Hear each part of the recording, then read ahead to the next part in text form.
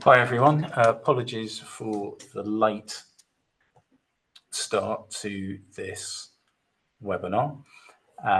So for those of you who joined us, you should be on and listening to Maximising Your Australian Superannuation as a Resident. So before we start, it's important to go through one or two T's and C's. So please note that this information is of a general nature only, and it's for information purposes. Please do not take this as advice. Today's presenters, you are currently listening to me. So I'm Paul Davis. I'm the Financial Planning Manager in the UK, and joining us later will be Paul Lawson-Tynes.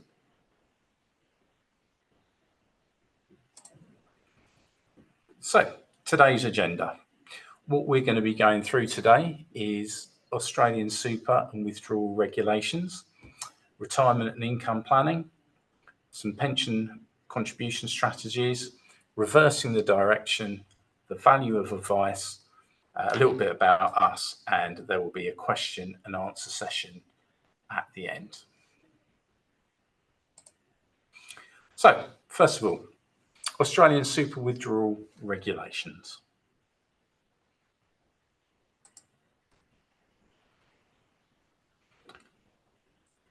So some of the key considerations here will be conditions of release, foreign service relief, taxable, non-taxable components to be taken, and looking at how the QROPS rules interact. With regards to conditions of release, there's a separate slide on this. So foreign service relief, and what does that mean? So the key thing to think about if you are taking benefits from your Australian super whilst a UK tax resident is that there is a double taxation agreement between the UK and Australia, and that gives the taxing rights for pensions or super withdrawals to the country that the member is tax resident in, and not to the country where it's being withdrawn from. So in the case of anyone living in the UK, HMRC will have the taxing rights on any benefits that come out of an Australian superannuation scheme. Now, it's not quite straightforward that the benefits would be taxed as they would do if you were a UK pension member living in the UK. For anyone withdrawing from their foreign pension, in this case the Australian super, the scheme is actually split from HMRC's point of view into two component parts. So the rules changed in April 2017 on how pensions are taxed. Foreign pensions are taxed in the UK. However, anyone who came to the UK or already had those benefits in place prior to 2017 weren't retrospectively penalised. So, in other words, anyone who has benefits built up to and including the 6th of April 2017, those benefits, if taken as a lump sum, qualify for what's known as foreign service relief. Any benefits taken after the 6th of April 2017 don't qualify for foreign service relief. So this means, in summary, if you are a Australian superannuation member and you're looking to take benefits from your scheme whilst UK tax resident, HMRC will look at those benefits if coming out as a lump sum and split them between pre and post 6th of April 2017 rights. And anything that qualifies for foreign service relief, anything built up to included the 6th of April 2017, will qualify for foreign service relief and won't be taxed if taken as a lump sum. Anything that's built up after that, so in some people's cases it just might be growth, will be assessed for tax by HMRC in the UK. 25% of it would still be tax-free, so 25% of anything that's built up after the 6th of April 2017 would be tax-free, but the rest would be assessed for tax. Now, moving down to the next point, taxable, non-taxable component, they do have to be taken together. So if someone is drawing a lump sum or a series of lump sums, it will always be a component part from the pre-6th of April 2017 and a component part from the post-6th of April 2017 component, which will be taken. So you couldn't just say, well, I just want to take all the tax-free part, the part that qualifies for foreign service relief, and leave the rest. It doesn't work like that. If you're taking funds out as a lump sum or a series of lump sums, then there's always going to be a proportionate split between the two. Final point on this, be careful of the cure-ops rule. This means that if an individual has had funds built up in Australian super as a result of a transfer in from a UK pension, then the rules that I've just explained before won't necessarily apply unless the funds have been in Australia for a period of time. So I think it's important to take advice on that point.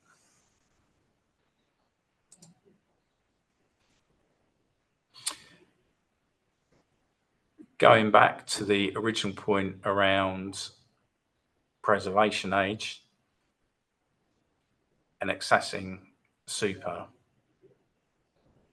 you can access your Australian super by meeting the condition of release. Now, for everyone now moving forward, since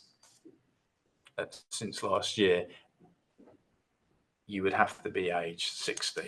I think prior to that, as you can see on the table on the right-hand side, you may have been able to access your super earlier, but I think now everyone who's looking at this for the first time will be 60 or above.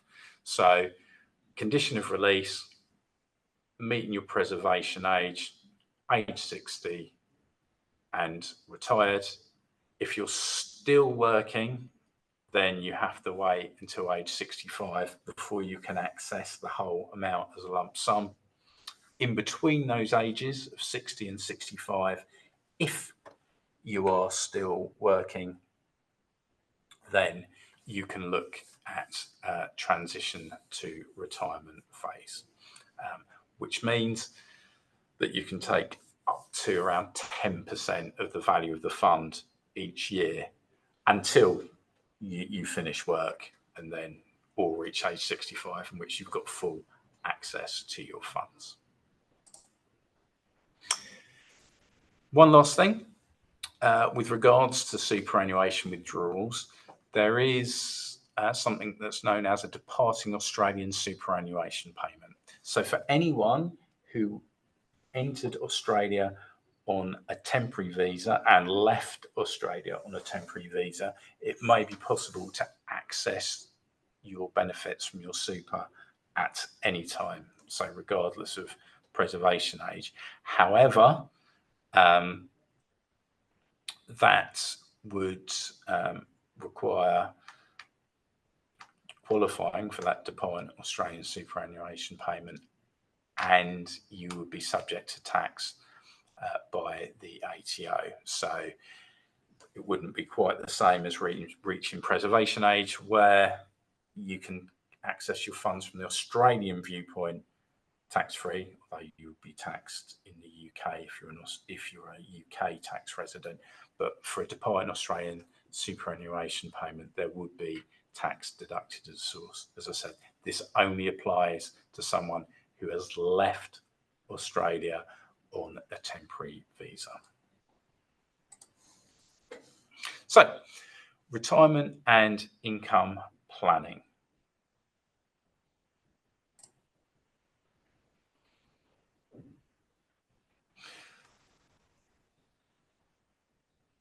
So, some key questions here. It's when and where do you want to retire? What to do in retirement? How long will your money need to last? And kind of the answers to these questions will form an outline of your retirement plan. So where and when do you want to retire is actually quite a key question. A lot of it is going to be down to personal preference, family, career, very much emotive reasons. But financial planning can play a part in this. And where and when you want to retire would be crucial in terms of your planning and what you want to do. So, for example, in the UK, you can build up funds in your pension quite tax efficiently. You get tax relief at source. As the funds grow within a UK personal pension type arrangement, those funds will grow tax free. When it comes to taking those benefits in the UK, part of it you'll get tax free, 25% lump sum, and the rest of it will be accessible for tax at your marginal rate.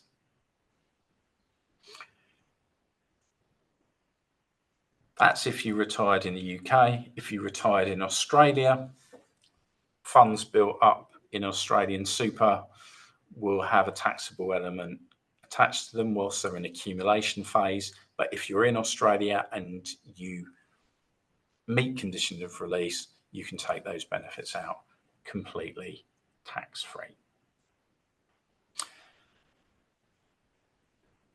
But doesn't always work quite as simply as that, because as we stated before, people might be building up funds in one country and end up retiring in the other. As we spoke before about the Australian super withdrawals for a UK tax resident, it isn't quite the same tax efficiency as if someone was tax resident in Australia.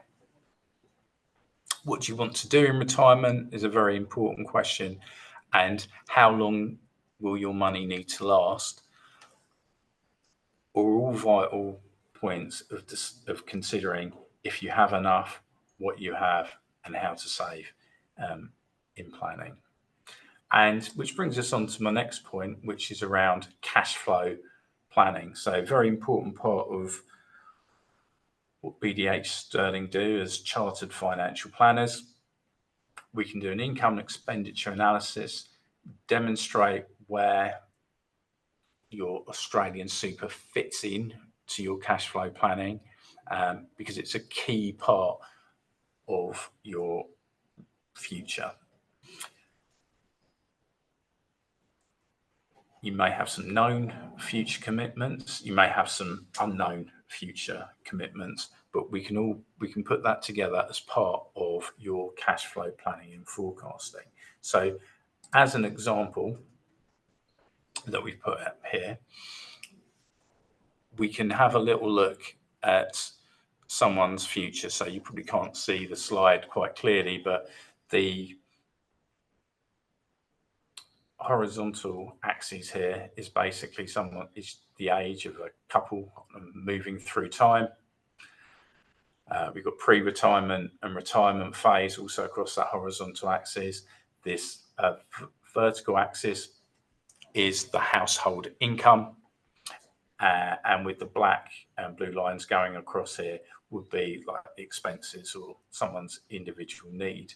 What we can look at from these examples is that someone's income is meeting their needs until they get to retirement, where these kind of deep into retirement, where we can see that these red bars are creeping in, which indicates a shortfall.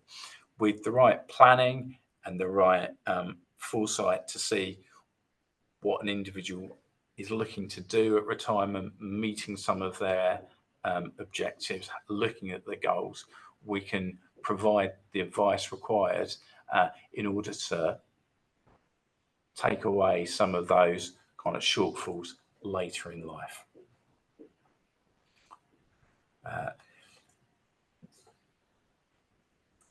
Our cash flow forecast will also look at various scenarios and the likelihood of whether they could be met or not.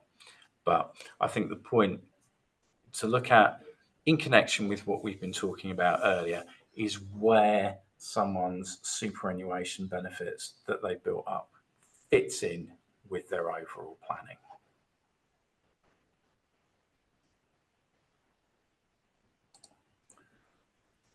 So, case study. Mr. Smith is a UK resident. He's age 60 and recently retired. He accumulated $500,000 in an Australian super. As he lived and worked in Australia for 30 years, this represents the bulk of his retirement funds. He's now considering his options. Remember that there's a double taxation agreement between the UK and Australia. And as we stated before, this means the taxing rights will be with HMRC because Mr. Smith is UK resident, even though his retirement benefits are in Australia. But remember the Foreign Service Relief. As Mr. Smith lived in Australia for 30 years, so part of his fund will be eligible for this. It would have built up to and including the 6th of April 2017. Remember also that the taxable component, which will come from anything that built up, including fund growth from the 6th of April 2017 onwards, will be added to other sources of taxable income. So this is where some of the cash flow planning and forecasting comes into its own, because we can look at the timing on taking some of these benefits, what other benefits could be drawn on to help build up and cover the income during retirement.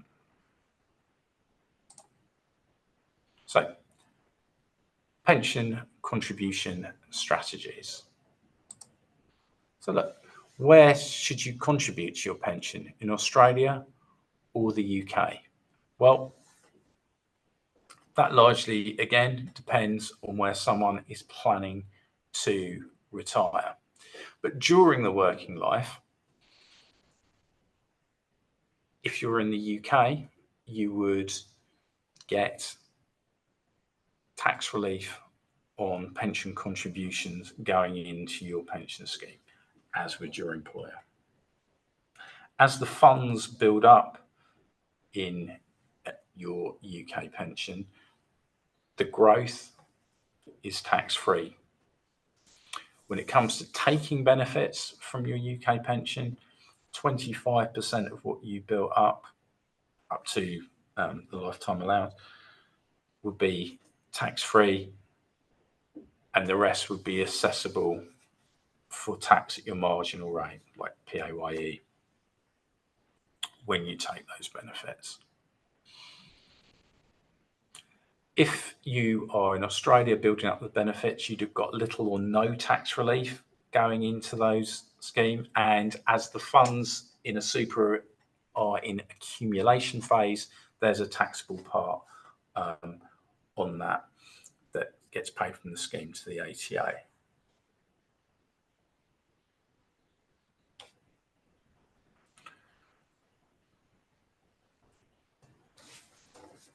So if you're looking to contribute and save into pensions, the UK is the place to do it.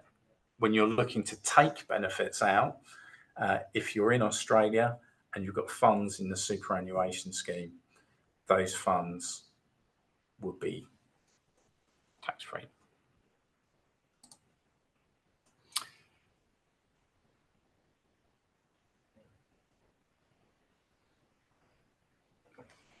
So when we're looking at retirement income, going back to some of the planning and cash flow forecasting, it's important to consider identifying where your income would come from.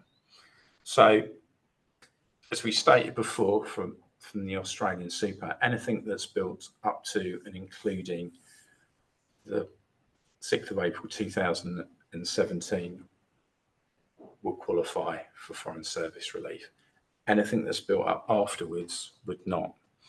Now, you might have quite a large proportion one way or the other, depending on how long you've been in the scheme, how long it's obviously been 8 years since 2017 at this point. So we've got kind of roughly 7 or 8 years of funds that built up that wouldn't have qualified for foreign service relief.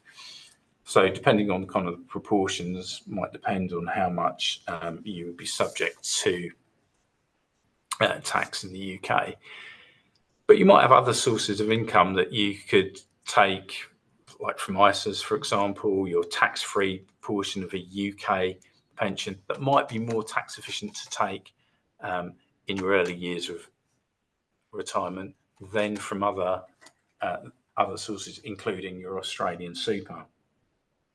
Bear in mind, though, the longer you leave your Australian super, the larger the amount of part that would not qualify for foreign service relief will be built up. So from up to and including the 6th of April 2017, you've got your foreign service relief. That's pretty much a fixed amount. Anything that's grown since then and will continue to grow, the longer your funds remain there, will build up that taxable component part.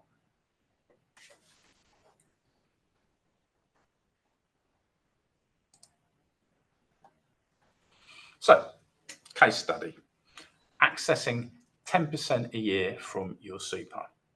So, as we mentioned before, condition of release, and to meet condition of release would be preservation age 60 and retired, or 65, and it doesn't matter if you're working or not. There is that period in between. So from age 60 to 65, you can access 10% a year from your super, which you can then add to your UK pension contributions if you're still working.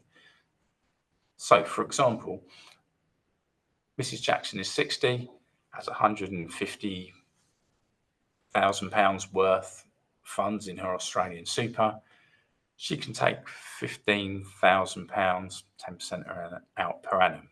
She can use some of that to make pension contributions. So if she, in the UK, because contributions into a UK pension receive tax relief.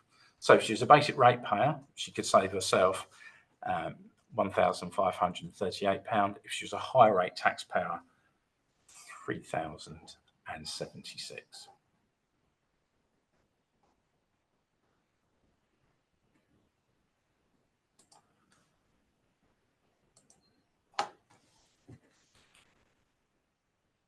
So as of October, there's been new rules around foreign income and gains, christened by Rachel Reeves as the FIG regime. So effectively, there's a 4-year window after returning to the UK, if you've been abroad for 10 years or more, when you're not taxed on foreign income, which would include Australian super. So that will create a a good time if you're at preservation age to access your Aussie super and bring the funds over to the UK. So regardless of the rules around foreign service relief and what does and doesn't apply, this new 4-year window might offer you a good planning opportunity. So, reversing direction.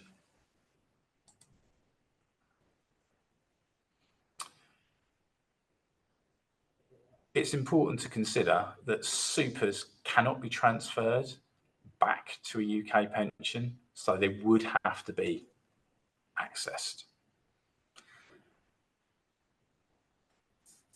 The other way around doesn't apply. So if you're moving from the UK to Australia, then there might be an opportunity to transfer your UK pension to a super. And if you're retiring in Australia, they give you a great opportunity to take your funds out in a tax efficient manner in Australia. However, the same opportunity doesn't apply as the Australian rules, the ATO won't allow transfers from supers into anything other than a rollover to another super, not outside of the UK.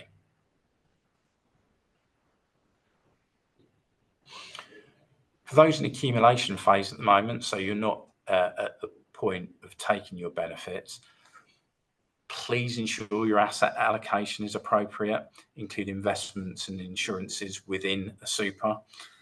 So you may, when you first joined your Aussie super, would have gone through some kind of attitude to risk exercise, which may still be appropriate now, but it might not be.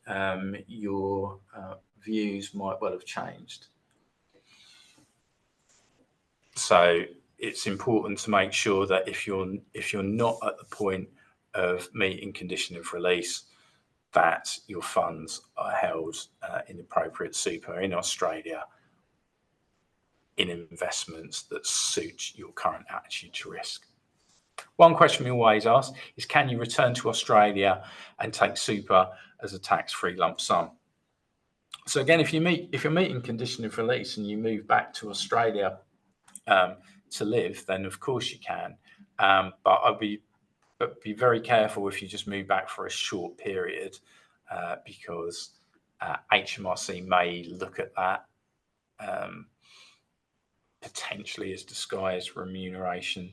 But if you're genuinely moving back to Australia, taking your and genuinely becoming an Australian tax resident again, meeting conditions of release, you can take your super out tax-free. One or two other considerations. If you're holding Australian assets and you're considered a UK domicile, they may be included within your estate for IHT inheritance tax. And if you're looking at moving between the two countries, I would strongly recommend that you take expert tax advice on the optimal tax residency status.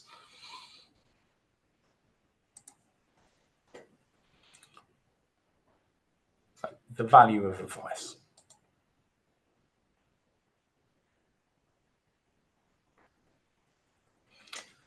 So there's a lot of information out there on the internet. There's been a lot of information being provided with you to you today. But it doesn't necessarily mean that everything applies to you in your specific circumstances. So it's important to get professional advice. Help define your goals and priorities, as we discussed during the cash flow planning slides. Create a detailed bespoke plan addressing what's important to you. So you might curious or want to understand, as you would have done by joining the webinar today, with around some of the tax issues around drawing your super whilst a UK tax resident. But I think by creating a bespoke plan for you, it takes into account not just that, but where it fits in. So everyone's financial planning is a little bit like a jigsaw puzzle. There's various different pieces to complete the picture. And taking that professional advice, understanding your situation, will give you the confidence that your plan will work. So a little bit about us. So we are dual licensed advisors, which means we're authorised and regulated both in the UK and Australia. It allows us to provide advice under one roof through our Australian and through our UK global offices. We are able to provide financial services such as advice around Australian super, tax advice through our sister arm, BDH Tax, retirement planning through our financial planning offices, both here and in Australia. We have 15 or coming up to 16 years experience of UK pension transfers, and we are what's known as defined benefit pension scheme specialists. So we have that extra qualification through the Financial Conduct Authority here in the UK to provide advice around people with final salary or defined benefit schemes here in the UK. So if you want to speak to a financial advisor and obtain an initial consultation, please feel free to email us at inquiries@bdhsterling.com. Just give us an idea of your age and your sort of broad retirement plan. We offer an initial consultation that we don't charge for. It's purely an introductory one. So if anything that's come up in this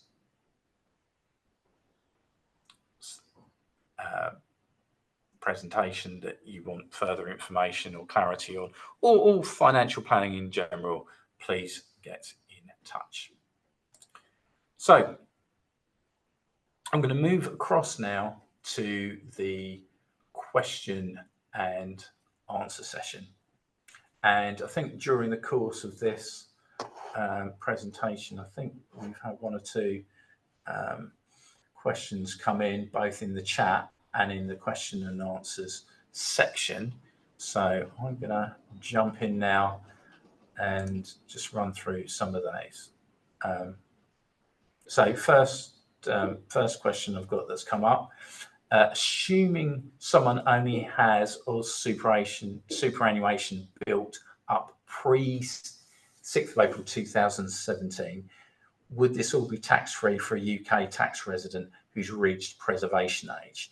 So I think just to clarify, when we talk about building up Oz superannuation, it's not just going to be employer-employee contributions, which, you know, someone could quite have legitimately built up to the point where they left Australia, which might well have been before the 6th of April 2017. However, as the fund has been sitting there, the funds would have had some, well, hopefully would have had some growth since that date. So if anyone now is sitting here with a Australian superannuation scheme, there would have been funds built up since the 6th of April 2017. Even if no new contributions have gone in, there would have been some element of fund growth. Well, hopefully for all of you, there would have been some sort of fund growth. So hopefully that clarifies that question. So I'm just going into some of the questions that have come up during the course of this.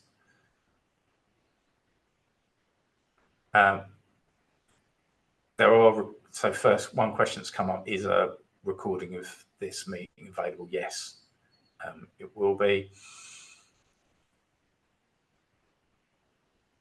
So, are the rules stated that I've gone through, assuming we're talking about taking benefits from an Australian super, are applicable to both UK or Australian citizens? So the answer to that question is yes. The key thing is not what country you're a citizen of when you take benefits from your Aussie super. The key question is, where are you tax resident at that time? Ideally, at what age should a couple engage a financial planner to looking at cash flow planning and forecasting? Well, there's no real time. It's very much an individual thing. And I always say, okay, what issues in your mind from a financial perspective are keeping you awake at night? And if it's nothing, then you don't really need a financial planner at this point. But certainly when you're considering maybe large capital expenses, one eye on retirement and wondering if you've got enough, approaching retirement and you've got some options laid out to you, there's some key milestones where you should be looking at cash flow planning and forecasting. Does foreign tax relief, I presume foreign service relief, apply to funds put into super before 2017 or funds taken out? All mine went in before 2017, before I moved back to the UK. Now I retired in the UK. Also, from tax point of view, should I take as tax or lump sum? UK super is not the bulk of my retirement funds. I think again that when we go back to saying that some of these points are very individual circumstances, it would really all depend on some of the other assets that an individual's got as to when they should take out, or should they take out as a lump sum or a series of lump sums. If you've got funds, as I said before, built up to including the 6th of April 2017, that will qualify as foreign service relief. Anything that's grown afterwards won't qualify.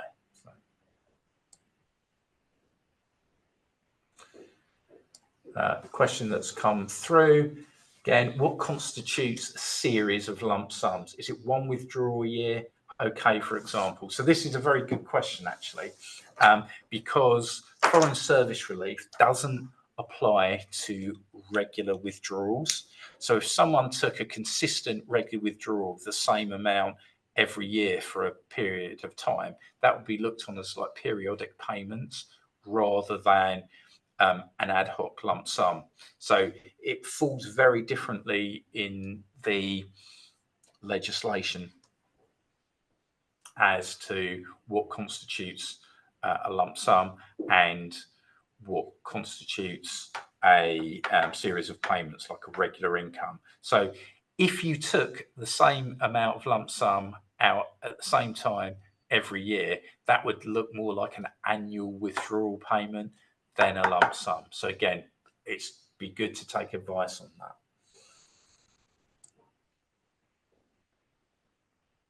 that. Is it better to retire in Australia, withdraw super tax-free and then move back to the UK? So you don't incur any sort of tax from HMRC? Well, I mean, the cost of moving to Australia, the cost of setting up a life in Australia, living there for a year, might not kind of outweigh the tax savings you make from taking the benefits out, tax-free in Australia or with a taxable component in the UK. I mean, what our advice does is we'll give you an indication of how much the taxable component is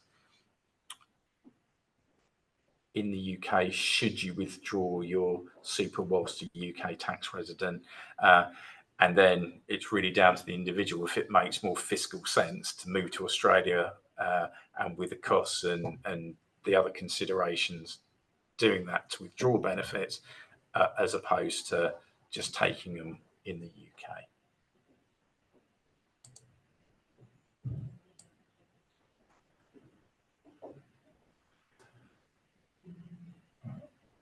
just having a look to see if there are any questions I missed. Just bear with me a second.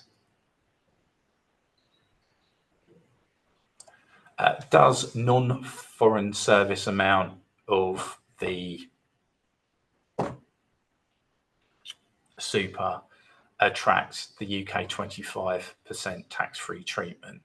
The short answer to that is yes. So anything that's built up after the 6th of April 2017, 25% of that would be tax-free.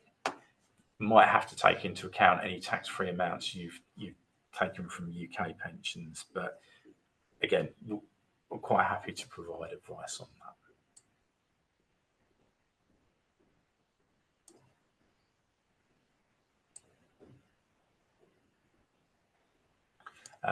There is a 5-year rule on moving back to the UK if you take your pension benefits as, I think. Can this be confirmed? So probably what we're looking at, there's a couple of things. So if you've transferred your UK pensions to Australia and take out the benefits and then move back to the UK, there might be some issues really around kind of disguised remuneration, that side of things. I think when in an earlier slide, when I said like beware of cure-ups or consider some cure-ups considerations, that's one of the things we would look at and talk about.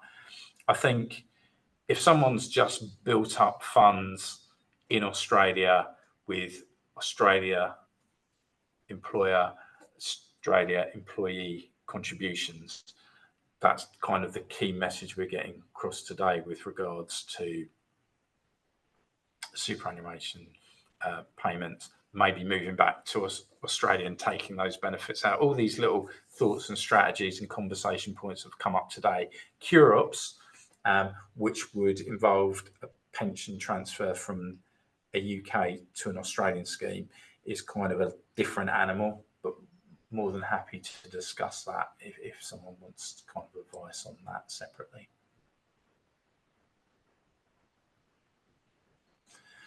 And again, we can also talk separately about conditions with regards to being kind of UK domicile. Someone's pointed out those rules have changed recently, so more than happy to talk about that specific to those individuals. Does BDH Sterling provide the detailed tax advice, i.e. in terms of residency?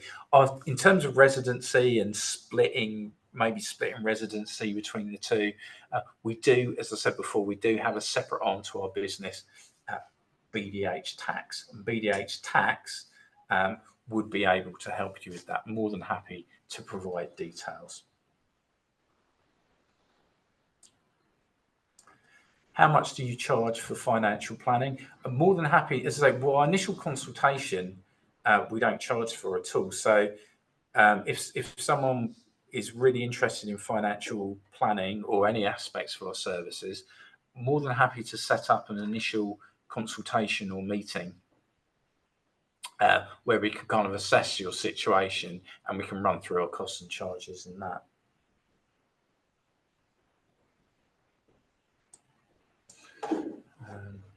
Someone's asked as well for that initial consultation. I'll just go back a slide as well, as somebody has asked. So inquiries@bdhsterling.com. So it'll be an introductory meeting. We'll give you some thoughts on your situation. We wouldn't provide actual advice during that consultation, but what we would do for you is give you a clear indication of what you will be looking at and what you'll be facing, some of the challenges, and no doubt some positive aspects about your financial situation that we can discuss. So I'll just put that up. Where are our BDH offices, please? Well, I'm based in Epsom in Surrey, so that's our UK hub. We have office in Perth, in Western Australia, and also in Sydney, in New South Wales. We can also kind of arrange meetings in our in an office in Melbourne as well.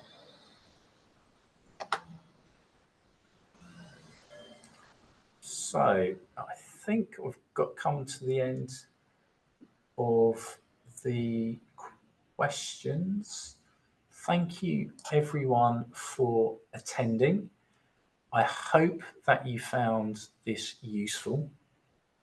If there are any questions, as I've put the inquiries details back up on the screen. Please feel free to drop something into that. And if there's any further thoughts or questions or feedback, that would be most appreciated. So thank you everyone for your time today. Hope you enjoy the rest of your day.